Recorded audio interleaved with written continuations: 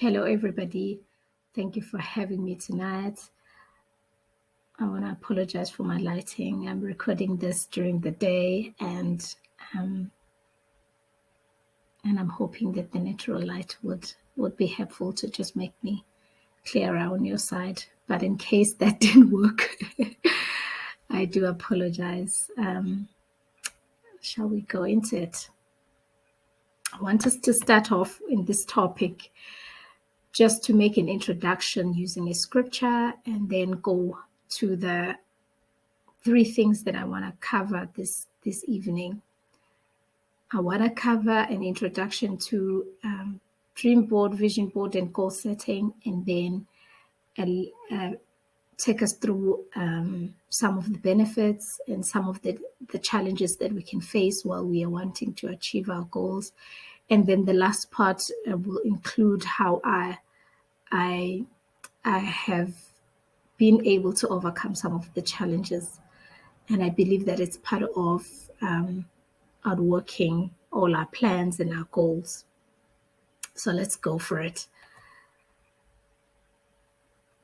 The scripture that I like is in Habakkuk 2, verses 2 to 3, and it reads, "And then God answered, write this, write what you see, write it out in block letters so that it can be read on the run. This vision message is a witness pointing to what's coming. It aches for the coming. It can hardly wait, and it doesn't lie. It seems slow in coming. Wait, it's not. It's on its way. It will come right on time." I like that. I've highlighted a few key things that I want us to look into. In blue, I've highlighted two things that are key in the process of writing and waiting on your vision to come to pass. So the first thing that I want us to take is the instructing words from the scripture.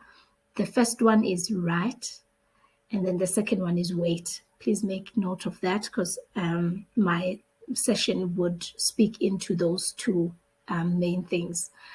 But what I also want you to look into this is that write what you see. So you don't just write anything, but you write what you see. And what you see or what you envisioned is exactly what's coming. And I think what I like about that is that sometimes we feel like it's us alone that are working towards our goals.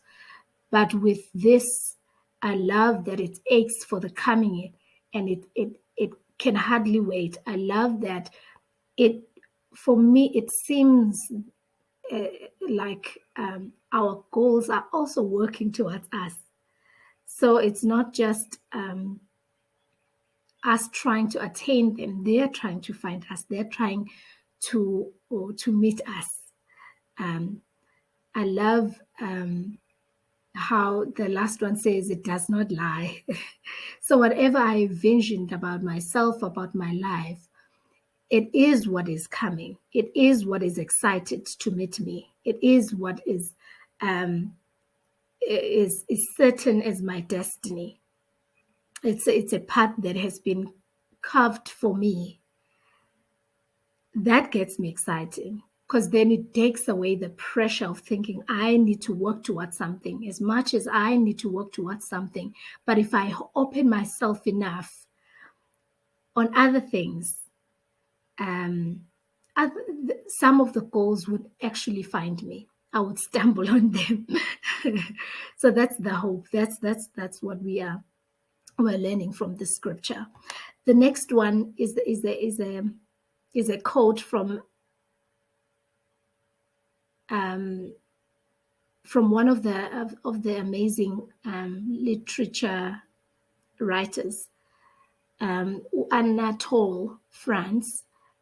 From some of his work, this is one of his publication works of Anatole France. He says, to accomplish great things, we must not only act, but also dream, not only plan, but also believe. I love what I've highlighted: dream, plan, and believe. Belief is a very important element to what drawing vision is about, or drawing goals is about. Excuse me. I think when we are aware that our belief plays key role, then we are mindful of some of the things. We will cover some of the things that I feel like we can do to work on our belief system. It's important to know that some of the things are not as hard as we believe them to be, but it's because we're just not familiar with them, and we're not exposed in them, and maybe sometimes we might not be thinking that we can, but we actually can. Um,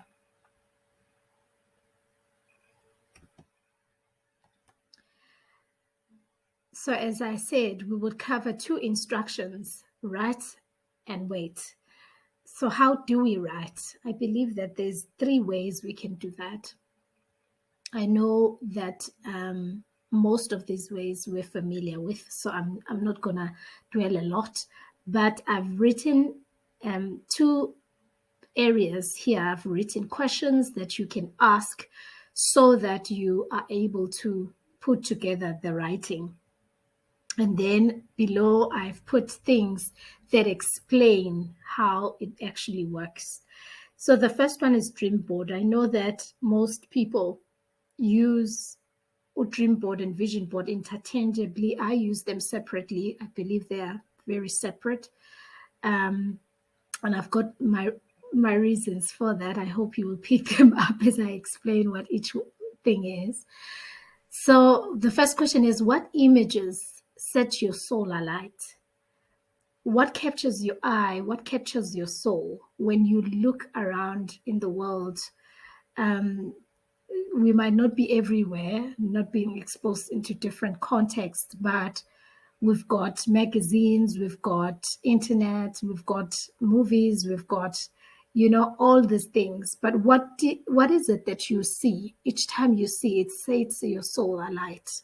It makes you, I don't know, it excites you. It makes you feel some sense of peace or some sense of longing. I define this and I describe them as untamed desire that you allow yourself to just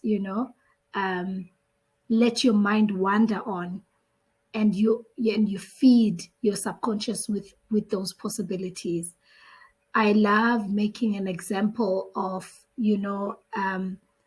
our parents, or maybe in our background we might have not seen anybody who travels abroad, but when we see a plane, it might set our soul on fire, and we might dream about flying abroad. And you can put that in your dream board, because it's so there was some inner in your inner being. You got excited. The next one is the vision board. What can you see? Now you're not looking at the impossible, the unattainable, which was your dream board. You now close your eyes and you literally imagine yourself. What can you see in yourself? Other people could say, I'm seeing myself maybe attaining my PhD. I'm seeing myself owning a home. I'm seeing myself driving my own car. I'm seeing myself doing this and that. That's your vision board. It's something that your mind has a sense of belief that you can attain. It might look very hard and very big, but your imagination has been able to capture that, not just in a wandering dream like your dream board, but now you can see yourself just in that dream. Now you categorize that dream, you structure that dream, you strategize, because now it's something that you can see, it's tangible to you, it's attainable to you. That goes to your vision board. The next question that you can answer to then break that down even further, you can say, what can I do now? That's how we set our goals. We look at our vision board and say, what can I do now? The vision board can capture things even for that could happen in 12 months, in 5 years, in 10 years. But your goals need to speak to your today, which means when you ask the question, what can I do now? You're planning your day goals, your weekly goals, your monthly goals, your yearly goals. You are now looking at the means that you already have, and you're planning your timelines. You want to be as specific as you want. That's why we call them SMART goals. You want to be specific. You want to measure, when are you wanting to do this? How long do you think you're going to need to achieve this? That's what measuring is. What are you going to need? What does it mean? What does it look like for you to achieve this? Is it attainable? Is it relevant to you? Because another thing, what happens is, if you plan something that is not relevant to you, we're going to speak about that later on. But when you plan goals that are not relevant to you, you tend to actually not achieve those goals because they were not relevant to you, and they should be time bound. Otherwise, if you don't set yourself a time frame, then you get to just let your creativity run off with you, because then you will not attain anything. You will just keep creating, but you won't have a finished product. That's what the goals are about. I hope this makes sense. So the dream board, it's untamed desires. You are dreaming. It's a dream board. It's like you are sleeping. There are no limitations for you. There are no, the affordability is not an issue. If you had every resource, it's what you would want to do, because it sets your solar light. And the vision board is what you are able to see and see yourself in it. That's a level of belief. And each time something you can envision yourself in it, it becomes a vision. God will always ask you, what do you see? And whatever you're able to see, that you have captured in your possession. And then setting goals, you simply ask yourself, what can I do now? And it then speak into what you do on a daily basis to actually achieve your goals. What are some of the benefits that we have from writing the vision? It improves our behavior. It maximizes our effectiveness. When our performance is linked to our goals, we don't just get around being busy. We're not satisfied. Our effectiveness speaks to our performance. We don't want to just, be busy and get nothing done. And so our goal, when we set goals, or when we have written a vision, everything we want all our efforts to be accounted for, our time, our resources, everything. It expands our capacity. As soon as we notice that there's a discrepancy between where we are and where we want to go, we want to expand ourselves. We want to reach out to that level, and so it expands our capacity. You might have struggled to do something the previous year, but if you had set a goal that pushes you, you get to have growth the following way, where you discover that actually you can do this thing now. It comes naturally because goals expand. I expected to expand our capacity. It increases our motivation. I can't tell you how many people lack motivation, not because they are bad people, but because they don't have goals that set their souls alight. When your goals are clear and exciting and challenging, you are motivated to do something because you want to progress. It pushes us, they push us to progress, to move forward with our lives. So what happens when our goal performance is experiencing discrepancy? We've seen something, yet we are not being able to achieve them. What's happened? What happens there? When sometimes we could experience incongruity, which is just something you can feel within yourself that actually am I capable of this? Because you're recognizing and you're acknowledging the gap between your ideal and your current your current state, your environment, perhaps your skills, perhaps you see how short you fall in what you actually want to achieve.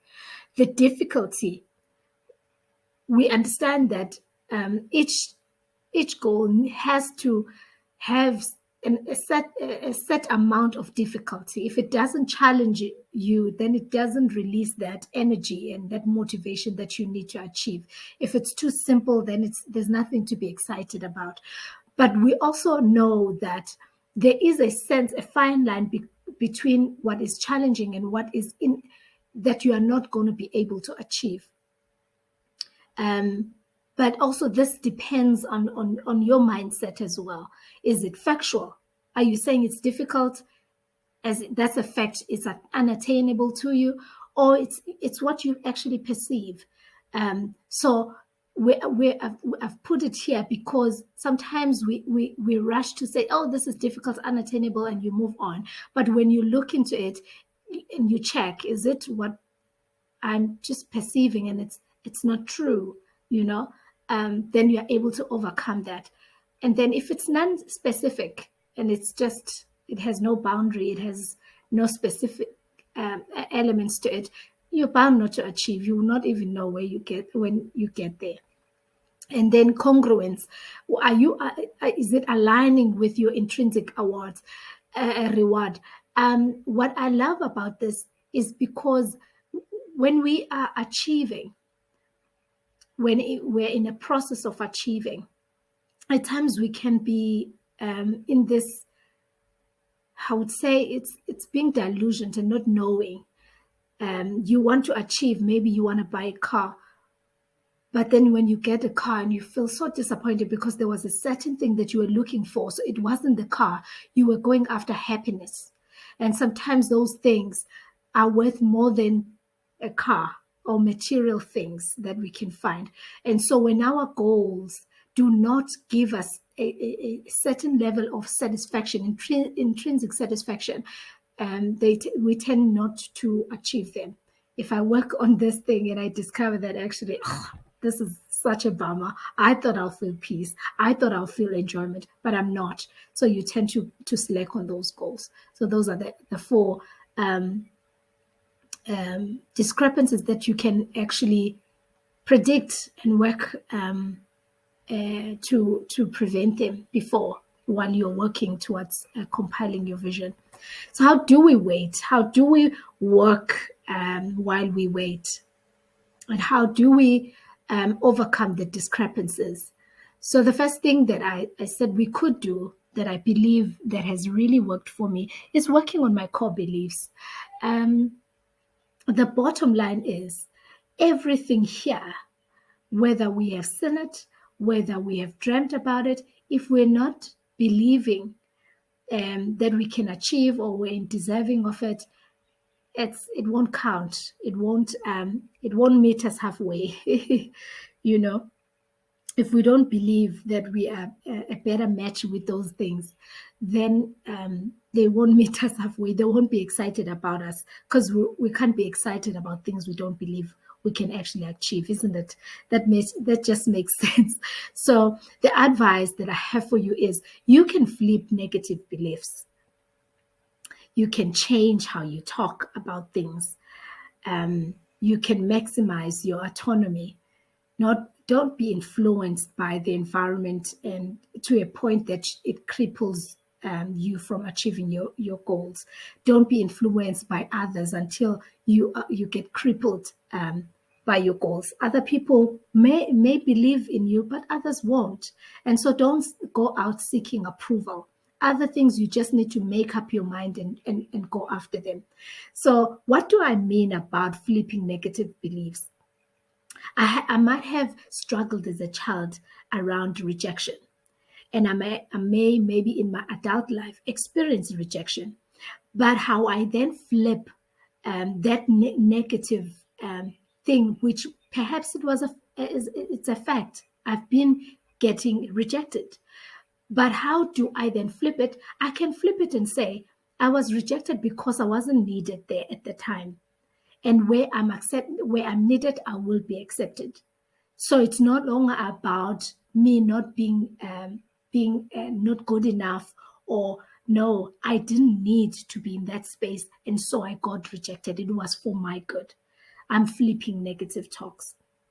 I'm not worth rejection. I'm acceptable where I need to be. That's changing talk and exercising your autonomy, because now things are not happening against you. You're not a victim anymore.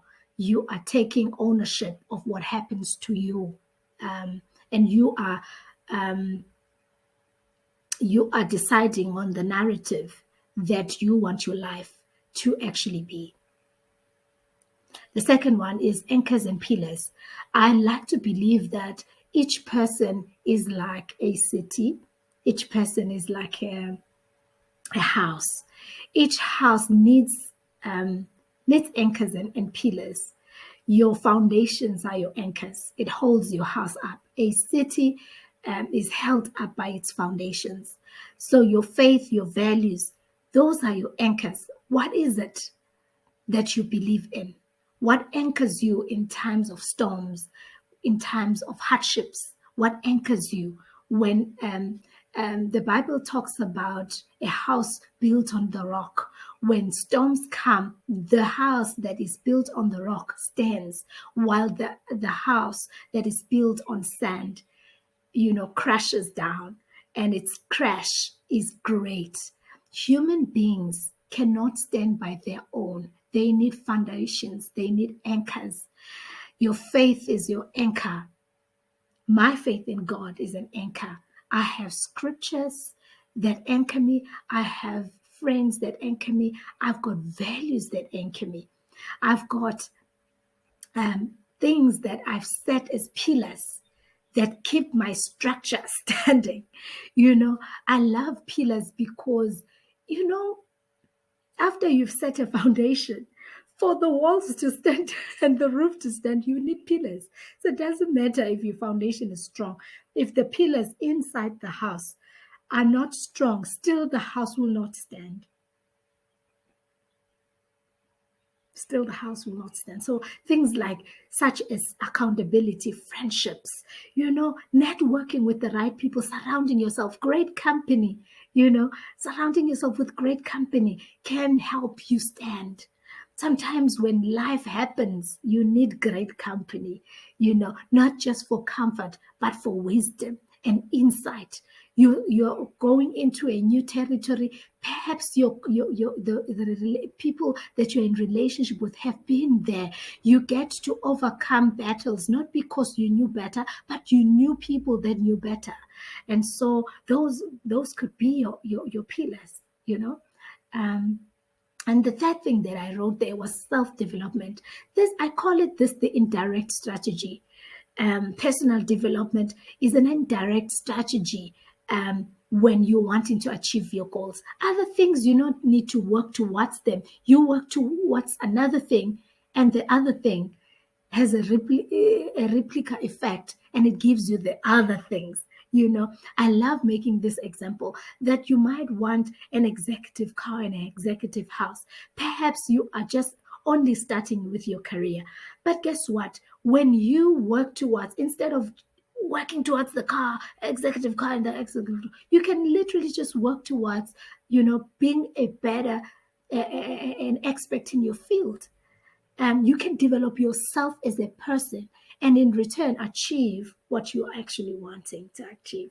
So those are the three things that I hope and pray that you would set yourself up for success.